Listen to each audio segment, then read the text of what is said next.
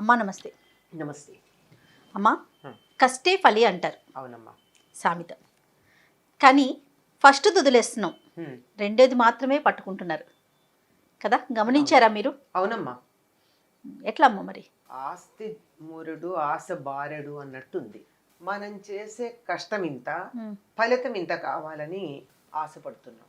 ఈ ఆశలు ఎంత దాకా వచ్చాయంటే మళ్ళీ మనం మూఢాచారాల్లోకి మూర్ఖత్వంలోకి వెళ్ళిపోతున్నామా, బుద్ధి నమ్మకాల్లోకి వెళ్ళిపోతున్నామా అని అనిపిస్తుంది.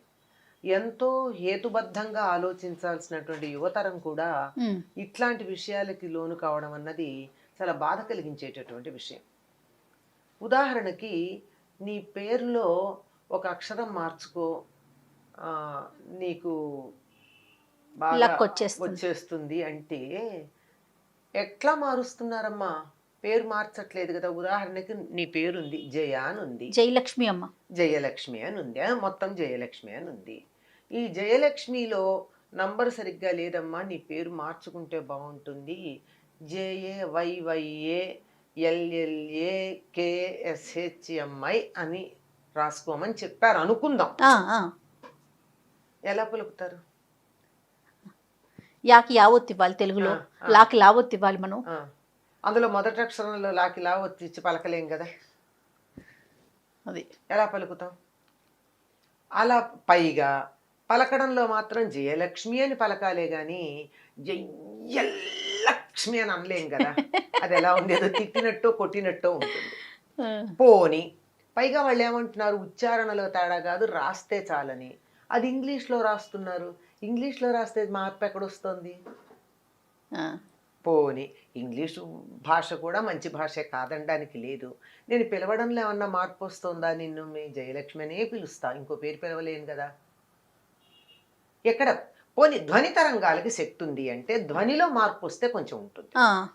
కానీ ధ్వనిలో మార్పు రాకుండా స్పెల్లింగ్లో రాసి నీ స్పెల్లింగ్ని ఏదో ఇన్నిసార్లు రాయి, అన్నిసార్లు సంతకం పెట్టు, ఇట్లా పెట్టి ఇది పేరు ఇది ఎక్కువ మంది యువతరం చేస్తున్నారు. అది నాకు చాలా బాధాకరంగా ఉంది.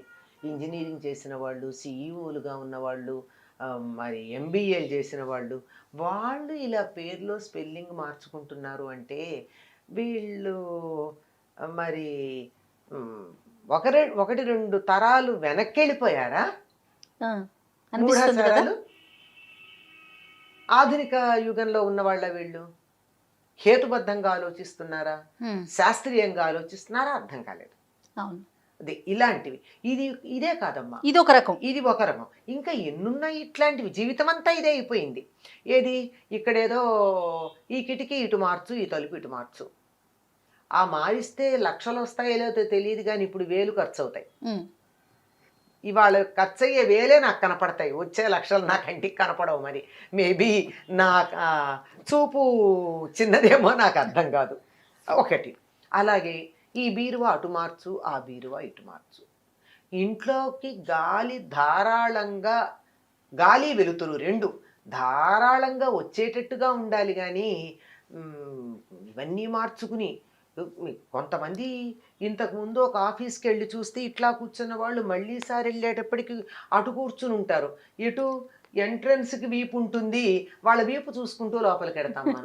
ఏమిటండి అంటే వాస్తు ప్రకారం ఇక్కడ కూర్చుంటే నేను బాగా పనిచేస్తా అంట, అందుకని నేను నా పొజిషన్ మార్చుకున్నానండి. నువ్వు ఫిజికల్ పొజిషన్ మార్చావు కానీ నీ ప్రమోషన్ వచ్చే పొజిషన్ అయితే నువ్వు మార్చుకోలేకపోయావు. కొన్ని నమ్మాలి. వాస్తు శాస్త్రం ఉంది, వాస్తు లేదంటల్లా. వాస్తు అద్భుతమైనటువంటి శాస్త్రం. ఇప్పుడు చెప్తున్నది మనం ఏదైతే మాట్లాడుతున్నామో అది మనకి ఇబ్బందికరంగా ఉంటుంది. అవును. ఒక వాస్తు శాస్త్రంలో చెప్పింది ఏమిటంటే, ఒక తరం వాళ్ళ ఇంట్లో ఆరోగ్యంగా ఆనందంగా గడిపాక ఒక తరం, తరువాత తరం వాళ్ళు దాన్ని మార్చక్కర్లేదు. తర్వాత ఎవరొచ్చి మీకు ఏ వాస్తు తేడా చెప్పినా. ఓహో. మరి ఒక తరం వాళ్ళందరూ ఉన్నారు, నలుగురు ఆ రోజుల్లో 5-6 పిల్లలు ఉండేవారు. అందరూ ఏదో పెద్ద పెద్ద IAS ఆఫీసర్లు కాకపోయి ఉండొచ్చు, సుఖంగా పెళ్లిళ్ళు చేసుకున్నారు, పిల్లల్ని కన్నారు, ఆనందంగా ఉన్నారు, అయిపోయింది. ఆ కొడుకు ఏదో ఇల్లు ఇచ్చారు, వాస్తు ప్రకారం ఇది బాగా లేదని మార్చుకుంటే అవసరం లేదు అని చెప్తుంది శాస్త్రం. అది అవి చూడం మనం. అవి చూడం. ఈ చిన్న చిన్నవే పట్టుకుంటాం. మనకి ఏది సౌకర్యంగా ఉందో అది పట్టుకుంటాం. ఆ, తులసి మొక్క ఏ ఇంట్లో ఏ పక్కన పెడితే లాభం, ఇది అడిగేవాళ్ళు ఉన్నారు.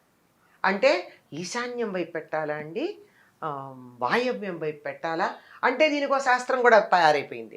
ఈశాన్యం వైపు పెడితే ఏదో ధనలాభం, అవునో కాదో నాకు తెలీదు, ఏదో ఇటువైపు పెడితే ఫలానా లాభం, అటువైపు పెడితే ఫలానా లాభం అని చెప్పేటటువంటి శాస్త్రం దీనికి తయారైంది. ఉమ్, ఇవన్నీ షార్ట్ కట్స్తో లాభం పొందాలి అని, అంతేగాని కష్టపడదామని లేదు.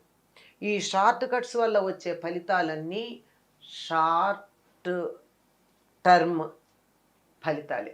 అంతే, అవి కూడా షార్ట్ టర్మే ఉంటాయి. అంటే ఉంటాయి.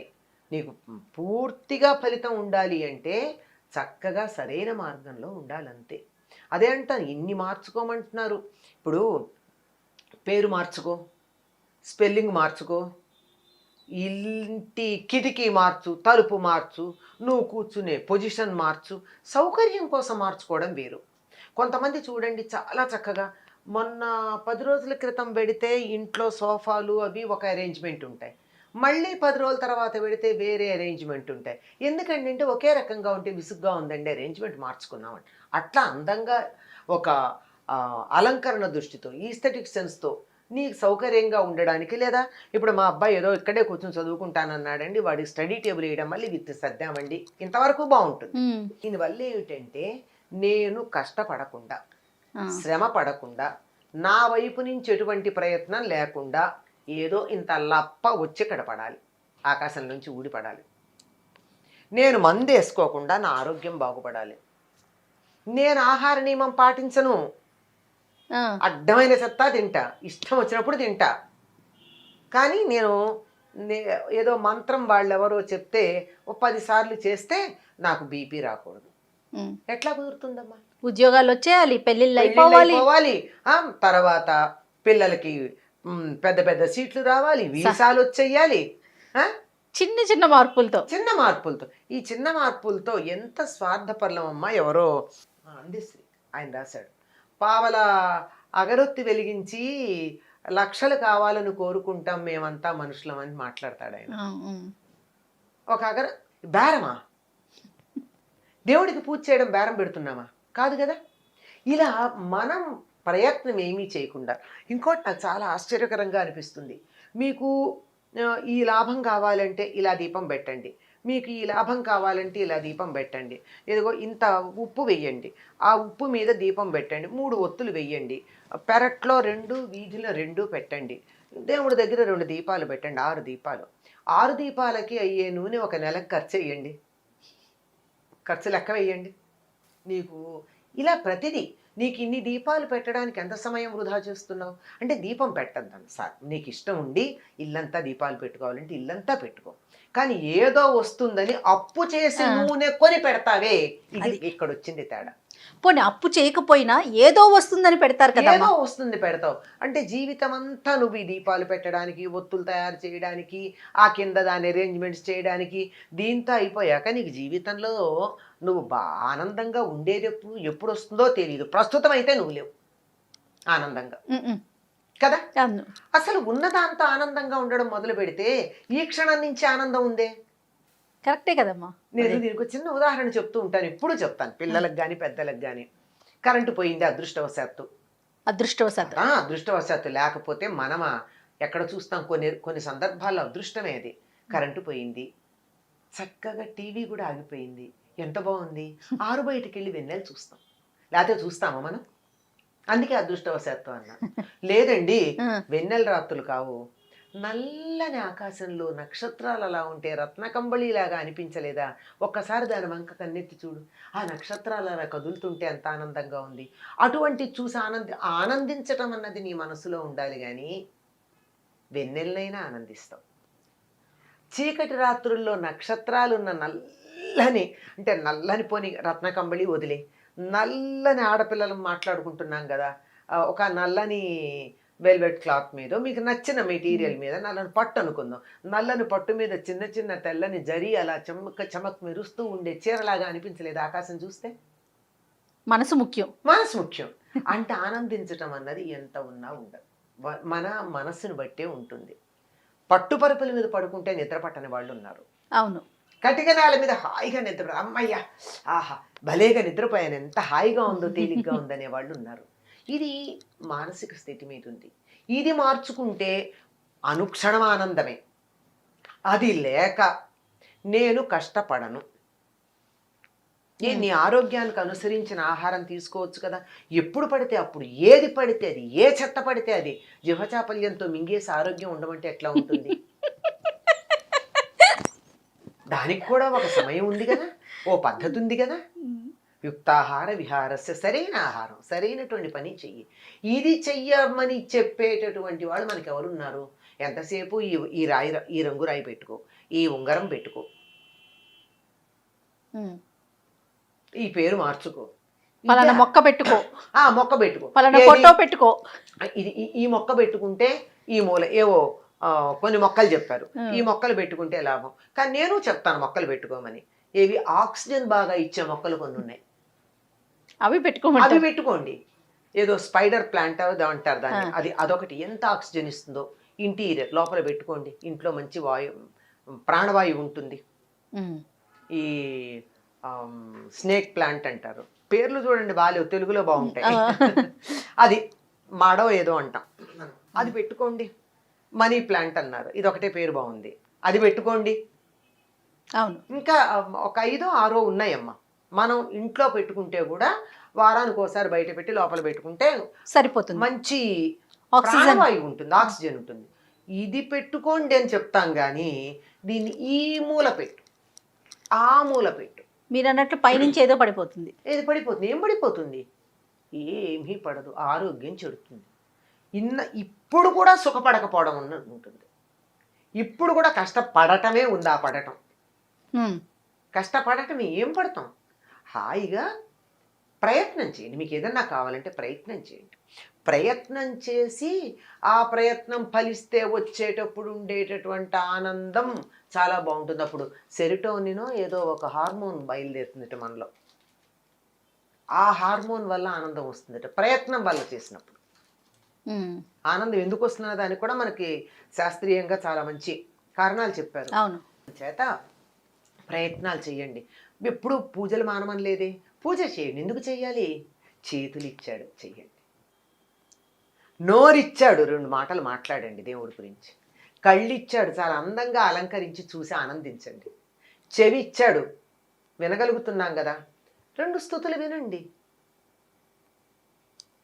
అంతకు చెయ్యాలి కానీ పూజ. ఇన్ని ఇచ్చినందుకు ఆయనకి పూజ చెయ్యాలి. ఇవి లేని వాళ్ళు ఎంతమంది ఉన్నారమ్మా? ఇవి ఉన్న మనం ఎంత ధనవంతులం, ఎంత సంపద కలిగినటువంటి వాళ్ళం, మనకున్న సంపదని మనం గుర్తించట్లేదే. అన్నిటినీ మించి బుర్రిచ్చాడు కదా, వాడుకోవచ్చుగా. దాన్ని వాడుకో, ఉపయోగపెట్టుకో. ఇది ఇచ్చినందుకు రోజు ఒకసారి కృతజ్ఞత చెప్పుకో దేవుడికి, నాకు ఇవన్నీ ఇచ్చావు. We are haves, we are not have nots. డబ్బు కాదు ఇక్కడ, కన్ను, ముక్కు, చెవి, నోరు, బుర్ర, బుద్ధి, చెయ్యి, కాలు, ఎన్ని ఇచ్చాడు మనకి. ఆరోగ్యం, ఉండడానికో ఇల్లు, ఇవన్నీ ఇచ్చాడు. అందుకని ఒకసారి దండం పెట్టుకో. ఏమవుతుందో తెలుసా? అలా దైవానికి ఇచ్చిన వాటి కృతజ్ఞతతో నమస్కారం చేసుకుంటే మనకొచ్చే పరిస్థితుల్ని ఎదుర్కోగలిగినటువంటి ధైర్యం వస్తుంది. అది కావాలి. అంతేగాని నాకు కష్టమే రావద్దనుకుంటే, చీకటి పడకపోతే వెలుగు విలువ ఎలా తెలుస్తుంది? పురిటి నొప్పులు పడకపోతే బిడ్డ నవ్వు చూసే అదృష్టం ఎక్కడుంటుంది? అంతే కదమ్మా కదా. ఆ పురిటి నొప్పులు పడాలి, తప్పదు. కాకపోతే ప్రాణాంతకంగా కాకుండా ఉండడానికి భగవంతుడు అనుగ్రహం. అంతే అంతే. అంతేగాని షార్ట్ కట్స్లోన ఇవన్నీ మనం కావాలనుకునేది. మీరు అన్నట్లుగా యువత కూడా బాగా, యువతే ఎక్కువగా తయారయ్యారు. నేను బాధపడుతున్నది అక్కడే. ఇప్పుడు నా తరం వాళ్ళు ఏదన్నా ఉంటే పోనీ ఎప్పటి వాళ్ళు అని అనుకుంటాం, ఇంకా మేమే కొంత ఆధునికంగా మాట్లాడుతున్నాం ఈనాటి యువతరం కన్నా. ఎట్లమ్మా మరి మార్పు తీసుకురావాలంటే వాస్తవం చెప్పాలమ్మా. వాళ్ళకి వాస్తవం తెలియాలి. చెప్పేవాళ్ళు లేరు. ఈ మత్తులో ముంచేసే వాళ్ళు ఎక్కువైపోయారు. డ్రగ్స్ కన్నా ఎక్కువ మత్తుగా అయిపోయింది ఇలాంటి మాటలు. నువ్వు పేరు మార్చుకో, తెల్లారేటప్పటికి నీకు ప్రమోషన్ వస్తుందంటే, స్పెల్లింగ్ మార్చుకోమంటే. మరి నిజంగా ప్రమోషన్ మీద ఆశ ఉండడంలో తప్పు లేదు, కానీ పేరు మార్చుకోవడం వల్ల కాదు కదా, నువ్వు కష్టపడి పని చేయడం వల్ల అన్న సంగతి చెప్పాలి వాళ్ళకి. ఆ పని చేసే తత్వాన్ని నేర్పించాలి. అసలు వర్క్ కల్చర్ అనేది నేర్పించాలి. కృషి అన్నది నేర్పించాలి. కృషితో నాస్తి దుర్భిక్షం అన్నారు. కృషి అన్నటువంటి మాటకి మనము ప్రయత్నం చేయడం అంటాం. సంస్కృతంలో కృషి అన్న మాటకి వ్యవసాయం అని అర్థం, అగ్రికల్చర్. చెయ్యండి, ప్రయత్నం చేయండి. ప్రయత్నం చేస్తే వచ్చింది ఇంత ఫలితమైన ఆనందంగా ఉంటుంది. పరమానందంగా ఉంటుంది. పిల్లలు బాగా ఖర్చు పెట్టే పిల్లలకి నేర్పాల్సింది ఏమిటో తెలుసా? ₹1 సంపాదించడం నేర్పండి. వాళ్ళు దుబారా ఖర్చు మానేస్తారు తెలుసా? అవునమ్మా. ₹1 ఖర్చు ఏదంటే ₹1 ఖర్చు పెట్టమంటే అది మానరు. అది తను సంపాదించింది, అది ఖర్చు పెట్టరు గనక దాన్ని అలా చూపిస్తున్నంత కాలం వాళ్ళు జాగ్రత్తగా ఉంటారు. ఈ షార్ట్ కట్స్, ఈ షార్ట్ మెథడ్స్ ఏవైతే ఉన్నాయో వీటి నుండి, ఈ మత్తులో నుండి యువతరాన్ని పక్కకు తీయాలమ్మా. ఈ ఇంట్లో ఉన్న పరిస్థితులు వాస్తు మార్చుకోవడం, అక్షరాలు మార్చుకోవడం, రకరకాలైనటువంటి మంత్రాలు చేయడం, తంత్రాలు చేయడం, తాయెత్తులు కట్టుకోవడం, వీటన్నింటికి ఖర్చు పెట్టేటటువంటి సమయం పనిచేయడానికి ఖర్చు పెడితే సరిపోతుంది కదా. అంతే, ఫలితం కొంచెం లేట్ అవ్వచ్చు. మా నాన్నగారు అంటూ ఉండేవారు, మా చిన్నతనంలో కాపీలు రాయడం అనేది బాగా అలవాటు ఉండేది పిల్లలు. ఇప్పుడు పాపం పిల్లలకి అంత ఓపిక కూడా లేదమ్మా. నేను రాయించుతాను మా పాపతో ఇప్పటికీ. అది కాదు, పరీక్షల్లో కాపీ రాయడం. ఆ పరీక్షల్లో కాపీ రాయడం అన్నది ఇంత కాగితం మీద చాలా జాగ్రత్తగా కష్టపడి క్వశ్చన్ అంతా రాసేవారు, ఆన్సర్ అంతా రాసేవారు. మా నాన్నగారు అనేవారు, ఒరేయ్ ఇది రాయడానికి ఎంత శ్రమ పడ్డావో ఆ శ్రమ చదవడానికి పెడితే వచ్చేసేది కదరా నీకు అని. కదా, అవును. ఇంత కష్టపడితే ఏమొస్తుంది?